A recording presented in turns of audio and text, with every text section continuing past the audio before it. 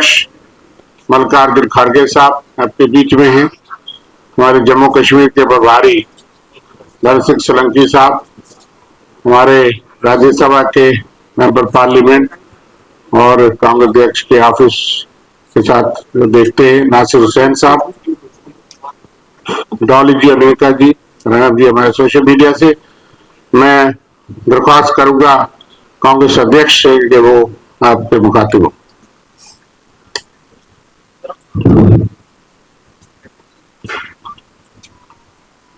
मंच पर बैठे हुए हमारे साथियों और मीडिया के मेरे दोस्तों, मैं क्षमा चाहता हूं क्योंकि मैं थोड़ा लेट पहुंचा, क्योंकि मेरी फ्लाइट जरा लेट पहुंचने से इतनी देरी हो गई और आपको घंटा 1.5 घंटा वेट करना पड़ा। तो आज मैं यहाँ पर जम्मू कश्मीर में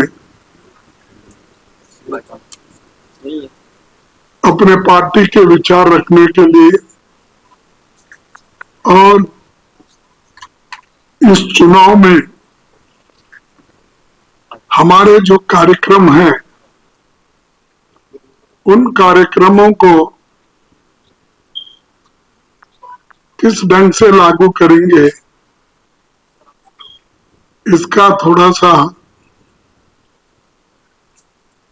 मैं इंफॉर्मेशन देना चाहता हूं। और आज बीजेपी जो हमेशा जैसी बातें करती है झूठ बोलने का, तो अभी सिलसिला उसका जारी है। देखिए, हमारे तो 7 गारंटी हमने डिक्लेयर की है। उस 7 गारंटी में आप सबको मालूम होगा कि हमारा सबसे पहला मुद्दा स्टेटहुड का है और जम्मू कश्मीर को स्टेटहुड दिलाने के लिए हमारी पूरी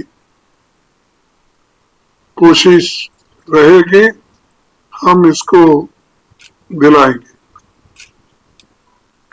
और दूसरी जो हमारी गारंटी है, अच्छी सेहत हमारा हक है और इसके लिए हम 3 सूत्री कार्यक्रम में लगा दिए हैं। हर परिवार को 25 लाख का हेल्थ बीमा हम देंगे। 30 मिनट में सस्ती हेल्थ सर्विस और हर तहसील मोबाइल क्लिनिक, हर जिले में सुपर स्पेशलिटी अस्पताल हमारा टारगेट है। और चौथा, महिला सम्मान हमारा वो भी एक बहुत बड़ा कार्यक्रम है। घर की मुखिया को हर महीने 3,000 रुपए देने का हमारा वायदा है और स्वयं सहायता समूहों को 5 लाख रुपए इंटरेस्ट फ्री लोन हम उन ग्रुप्स को देंगे। चौथा जो है, कश्मीरी पंडितों का एक जो हक है और जिसको मनमोहन सिंह जी ने एक योजना तैयार की थी, उसको हम वो रिहेबिलिटेशन का प्रोग्राम हम लागू करेंगे और वो दिला के रहेंगे।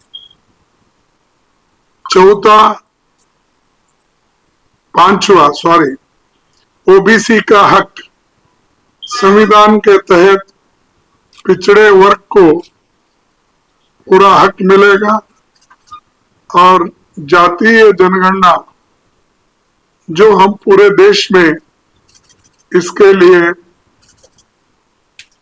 लोकसभा चुनाव में वायदे किए थे, वो यहाँ पर भी ओबीसी का एक जो हक है और लोगों के कल्याण के लिए ये जरूरी है।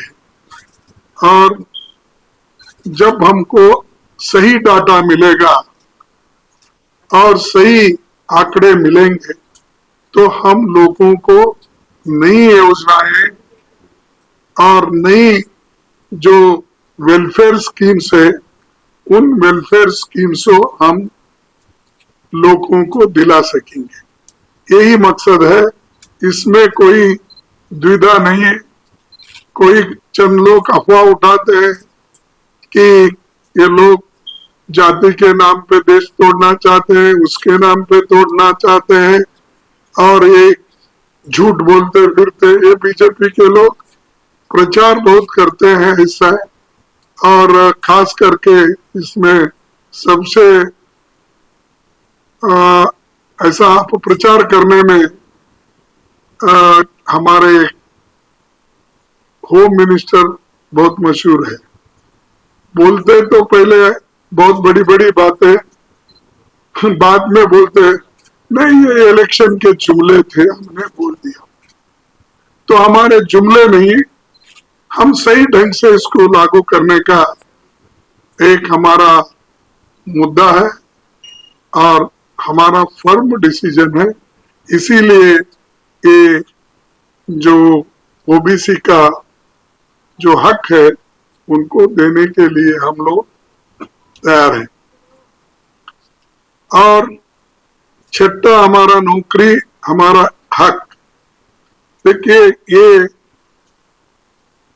1 लाख नौकरी खाली है, तो 1 लाख नौकरी हम इमीडिएटली इसको देंगे, नोटिफाई करेंगे और लोगों को ये भरोसा दिलाएंगे कि हम आने के बाद काम करने वाले हैं, हम कहेंगे। और इसके अलावा भी जो नौकरियां आगे तैयार करना है उसके लिए भी हम पूरी कोशिश करेंगे। लेकिन बीजेपी का कहना है कि हम 5 लाख नौकरियां नहीं देंगे।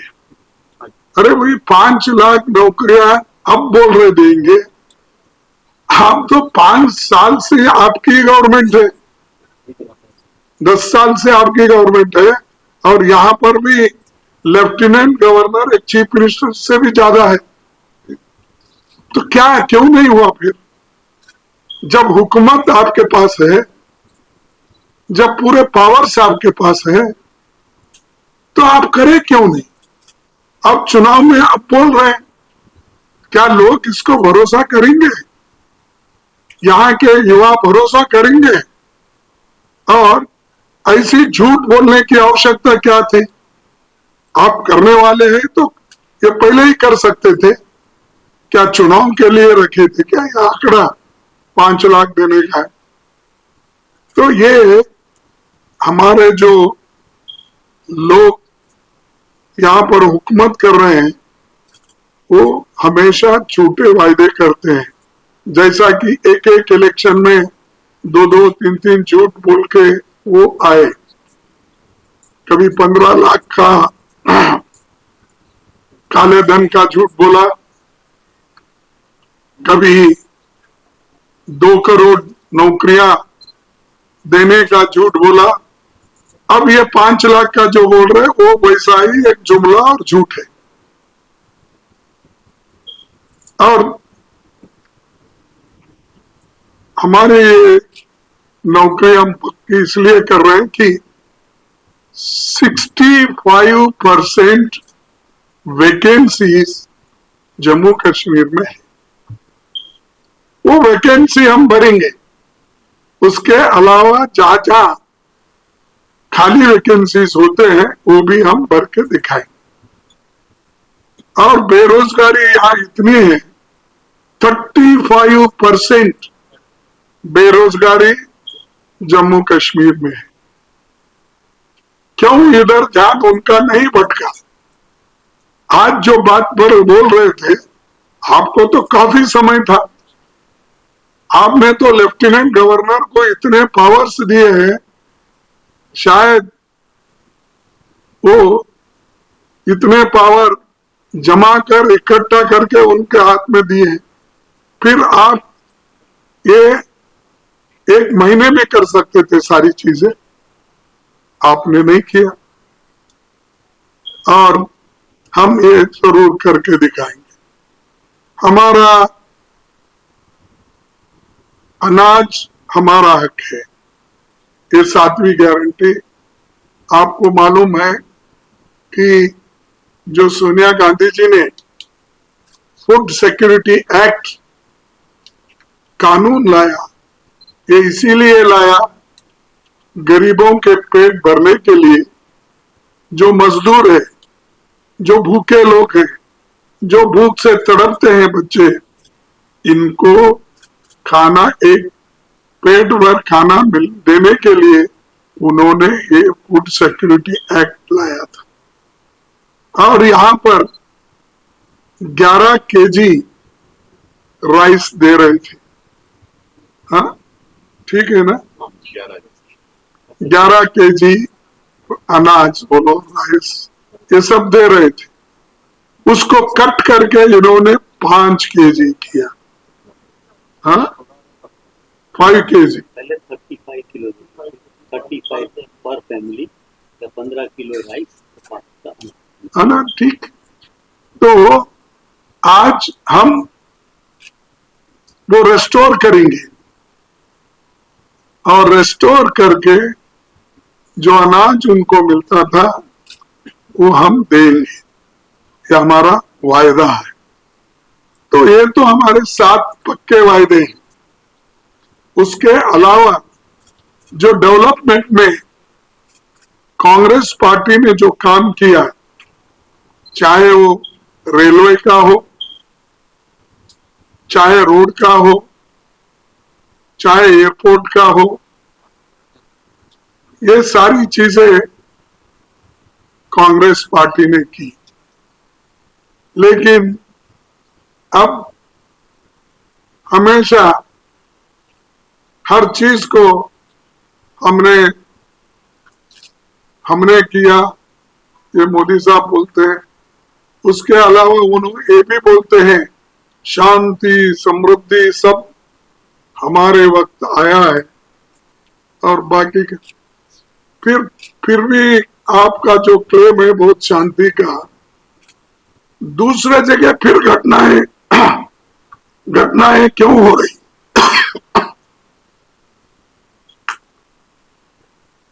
सॉरी, दूसरे जगह क्यों अभी भी घटनाएं हो रही? तो ये है कहने का, हाथी के दांत खाने के एक होते हैं, दिखाने के लिए एक होते हैं। वैसा ही मोदी जी, शाह, ये हमेशा जुमले बनाते हैं, प्रचार करते हैं, वोट मांगते हैं। ये वोटों के जुमले हैं जितने भी उनकी बातें हैं। और हम हमेशा गरीबों का ख्याल रखते आए हैं।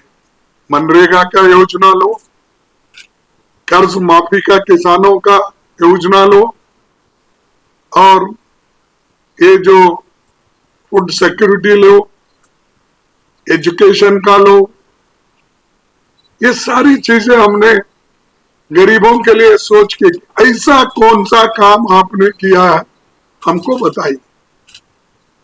ये जो रेल, मैं जब रेल मंत्री था, मेरे जमाने में भी ये एक रेल यहाँ से जो हम अपने वैष्णव देवी और एक टनल जो पीर पंजल, ये टनल उस वक्त मैं खुद आया था, मनमोहन सिंह जी आए थे। बहुत से चीजें हमने बनाई, लेकिन कभी ये नहीं बोला अगर ये कोई किया है, मनमोहन ने किया है, सोनिया गांधी जी ने किया, ऐसा बोलते नहीं फिरते। ये मोदी जी हमेशा अगर किसी ने किया तो मोदी ने किया, शाह बोलते हैं तो किसी ने किया, मोदी ने किया। अरे भाई, मोदी प्राइम मिनिस्टर है, तुम क्या किए वो बोलो। आपने जम्मू कश्मीर के लिए कौन सी चीजें आपने की ये कहो। लेकिन उनके पास कोई उत्तर नहीं। आज वो सिर्फ प्रचार में लगे हुए हैं, और स्मार्ट सिटी बनाने का भी उनका वायदा था, और वो जहां का वहीं वो भी रुक गया है। और आज वो स्मार्ट सिटी भी आगे नहीं बढ़ रही। और इसके अलावा जो उनके पास कोई एक एजेंडा नहीं है, और हमेशा बीजेपी और आरएसएस ये कहते रहते हैं कि हमारे लीडरों का जबान काटने की बात करते हैं। उनके जो एमएलए हैं, एमपीज हैं, वो कहते हैं अगर कोई सच बात बोले तो हम राहुल जी का जबान काट देंगे। और राहुल जी का असर ऐसा होगा जैसा उनका दादी का हुआ है। और ऐसी भड़काऊ बात करने वाले कौन है? बीजेपी और आरएसएस, उनके एमपी, उनके एमएलए। क्यों मोदी उनको बंद नहीं कर रहे? क्यों एक्शन नहीं ले रहे? क्योंकि वो आरएसएस भी डरते हैं, एमएलए से भी डरते हैं, उनके एमपी से भी डरते हैं, या नहीं तो वो प्रोत्साहित करते हैं, चलो मैं ऐसा ही बोलता हूं, आप बोलते जाओ, गालियां देते जाओ। ये उन्होंने हर तरफ एनकरेज करते जा रहे हैं। और यहां तक भी राहुल जी को आतंकवादी बोला, यानी राहुल की जबान काटने के बाद, राहुल जी को आतंकवादी बोलने की बात, और राहुल जी को देशद्रोही बोलने की बात, ये सब कौन कर रहे हैं? बीजेपी। भड़काने की बात करते हैं। तो अगर कोई डराने की बात करता है, कांग्रेस पार्टी डरेगी नहीं। और ऐसे जो डराने की बात करने वाले हैं, ये तो आजादी के वक्त भी डर के घर में बैठे थे। देश के लिए लड़े हमारे लोग, कांग्रेस के लोग, मरे कांग्रेस के लोग। और गांधी फैमिली में इतने लोग अपनी कुर्बानी दिए, आपके पास कोई है ऐसा देश के लिए? एक कुर्बान देकर बहुत बहादुरी देश के लिए दिखाए। या महात्मा गांधी जी राष्ट्रपिता, उन्होंने जान दी देश के एकता के लिए, देश के अखंडता के लिए, देश के भलाई के लिए। इंदिरा गांधी जी ने अपनी जान दी देश में एक ही रहना, ये उनका ये था। फिर उसके बाद राजीव गांधी जी ने अपनी जान दी। अरे इतने लोग कुर्बान करने वाले कांग्रेस में हैं, अभी भी फिर उनके खानदान को बार बार ये कहते हैं इसकी जीभ काटो, ये टेररिस्ट है, फलाना है, तो ये बात चलेगी नहीं और हम इसको बर्दाश्त करने वाले नहीं।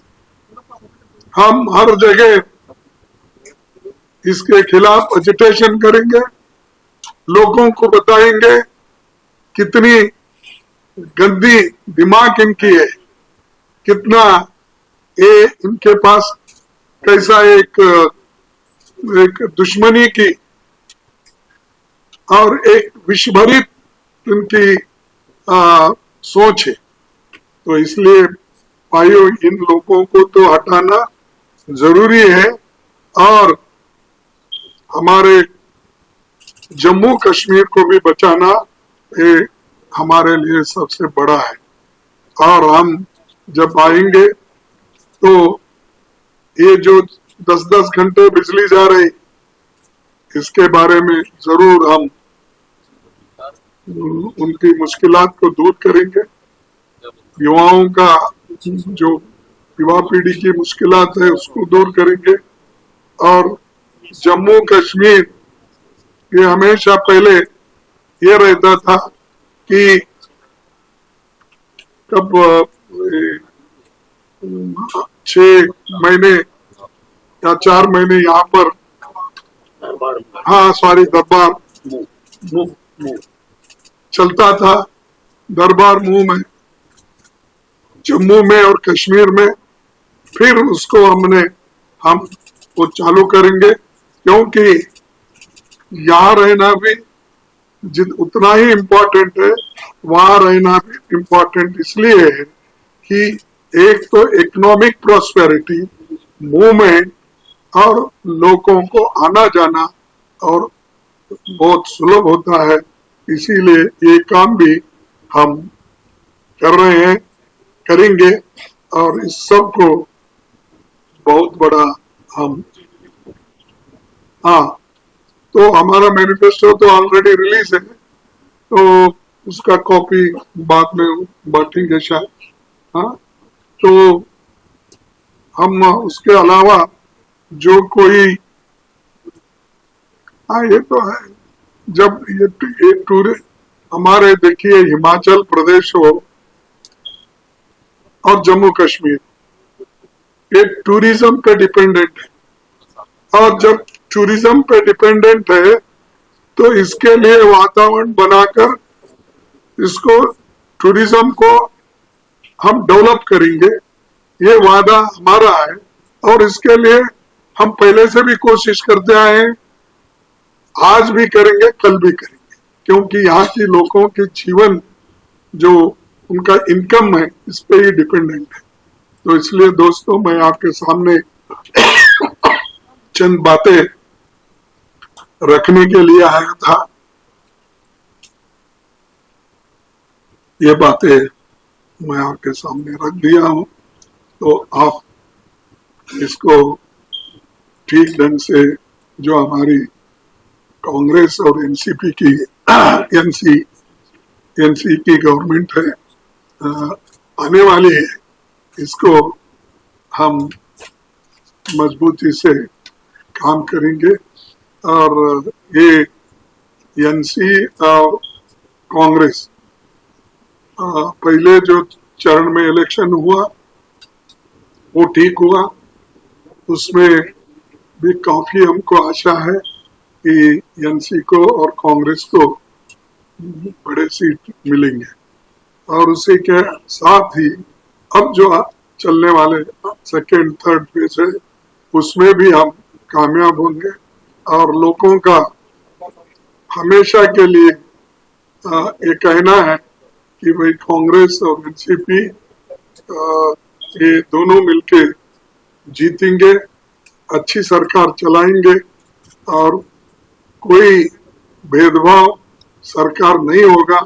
ये सरकार जो होगा निष्पक्षपात और सबको लेके चलने की सरकार होगी, ये हमारा कहने का है। तो आपका भी मैं मदद चाहता हूँ कि आप भी कोशिश करके हमारे लिए काम करो। तो नहीं बोलता हूँ, क्योंकि कल के दिन आपके ओनर बोलेंगे अरे तुमने कांग्रेस का प्रचार कर रहे तो इसीलिए आपको झट से निकाल रहे, तो वो नहीं चाहता मैं। जहां भी है देश के हित के लिए, जम्मू कश्मीर के हित के लिए, युवाओं के हित के लिए, महिलाओं के हित के लिए, किसानों के हित के लिए आप काम कीजिए और आपका भी हम मदद चाहते हैं। यही कह के मेरे 2 शब्द को समाप्त करता हूँ। जय हिंद।